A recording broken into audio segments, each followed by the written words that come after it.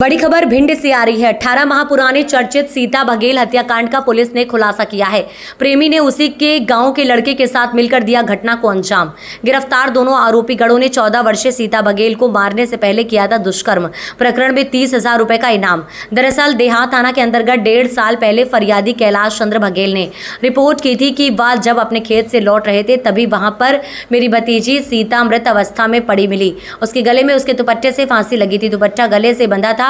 वहीं मौके पर देहात थाना पुलिस पहुंची। पुलिस ने अपराध पंजीकृत किया था। उक्त घटना को गंभीरता से देखते हुए देहात पुलिस आरोपी की तलाश में जुटी थी। वहीं मृतका के संपर्क में रहने वालों से जानकारी एकत्रित की गई। आधुनिक तकनीकी साक्ष्य के द्वारा घटनास्थल का निरीक्षण किया गया। पुलिस के द्वारा कड़ी से कड़ी मिलाकर मुखबिर तंत्र सक्रिय कर आरोपी तक पहुंचने का प्रयास किया गया। बड़ी मशक्कत के बाद आरोपी गढ़ों को 14/6/2024 को गिरफ्तार किया गया। आरोपी के कब्जे से मृतका का स्कूल का ID कार्ड जब्त किया गया। वहीं जब FSL रिपोर्ट में जांच कराई गई तो सीता बघेल से FSL रिपोर्ट में मानव शुक्राणु पाए जाने से मामले में 376 पास्को एक्ट का धारा बढ़ाई गई। वहीं पुलिस की पूछताछ में आरोपियों ने बताया कि कई दिनों से हमारी सीता बघेल से दोस्ती थी और अक्सर हमें उनसे मिलने जाया करते थे, लेकिन घटना के दिन जब हम मिलने गए तब हम और हमारे दोस्त ने मिलकर उसके साथ रेप किया, लेकिन वही सीता ने इसका विरोध किया और कहा कि हम अपने घर पर बताएंगे। इसके डर की वजह से हम दोनों ने मिलकर उसके दुपट्टे से गला दबाया और उसकी मौत हो गई। वहीं मौके से हम लोग भाग गए। 24 तारीख को थाना देहात के अंतर्गत एक ग्राम है उद्दोतपुरा, वहाँ पर एक लड़की की लाश मिली थी जिसके गले में दुपट्टा वगैरह बंधा हुआ था, जिसकी सूचना उसके चाचा कैलाश बघेल के द्वारा दी गई थी। उसमें तत्काल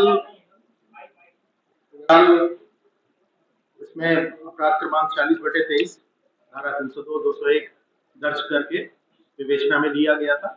लंबे समय तक इसमें साक्ष्यों के सीधे स्पष्ट न मिलने और अपराधी के क्लियर न होने के कारण विवेचना लगातार चलती रही, लेकिन इसमें सफलता नहीं मिली। किंतु अभी एक वीक के अंतर हमारे TI जो नए आए हैं मुकेश शाह की, ने बहुत मेहनत करी और एक टीम जो CSP साहब के अंडर में काम कर रही थी, उसने इसमें 2 आरोपियों को जो पूछताछ की गई और उसमें साइबर का इस्तेमाल किया गया, तो हमें 2 आरोपी इसमें मिले और उनके द्वारा ये इकबालिया किया गया कि हमारे द्वारा ये घटना कारित की गई है। घटना का क्रम कुछ इस तरह था कि जो आरोपी है, इसका मूल आरोपी है, ये मेगांव के ग्राम कुहार का रहने वाला है, नीरज उर्फ बिल्ला बघेल, और इसका साथी है छोटू और सालेग्राम बघेल जो उद्दोतपुरा का ही निवासी है। नीरज का उद्दोतपुरा के आसपास आना जाना था और इसी दौरान जो प्रतिका है सीता, उसके साथ इसके अवैध संबंध स्थापित हुए और इन्हीं संबंधों को लेकर बहुत ज्यादा पजेसिव रहा। बाद में उसे इस तरह की सूचनाएं मिली और मोबाइल वगैरह उसने लड़की का ट्रेस किया, तो उसे ये पता चला कि इस लड़की के अन्य लड़कों के साथ भी संबंध है, ऐसा उसे शक हुआ।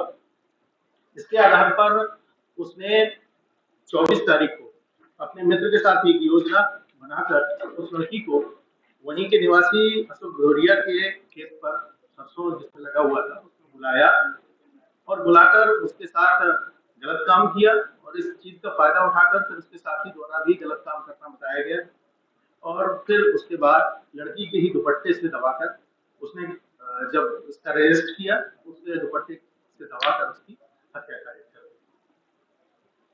पुलिस को कैसे शक हुआ कि क्योंकि इसमें लगातार हम कोशिश कर ही रहे थे और साइबर का भी इसमें इस्तेमाल किया गया। जब हम अन्य चीजों को पॉलिटिकल और थर्ड पार्टी इंटरेस्ट को हम देखा गया इसमें, तो उसके आधार पर फिर हम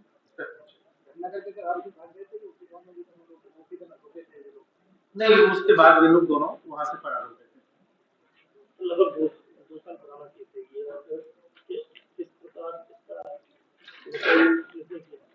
क्योंकि हम पुराने केसेस के बारे में भी लगातार विवेचना करते हैं और जैसे ही हमें कोई क्लू या कोई ना कोई संदेह की बिंदु मिलता है, हम उस पर पूरी तरह चाहे वो हमारे अपना मौखिक रूप से हो, एविडेंस हो, चाहे साइंटिफिक एविडेंस हो, उन एविडेंसों को हम कलेक्ट करके उसका डिडक्शन कर हम विवेचना से तो उसके पूर्ण परिणाम तक जो पकड़े गए आरोपी है, ये इनका कोई पहले का कोई बैकग्राउंड क्या? अभी हम उसको सर्च कर रहे हैं। ऐसा कोई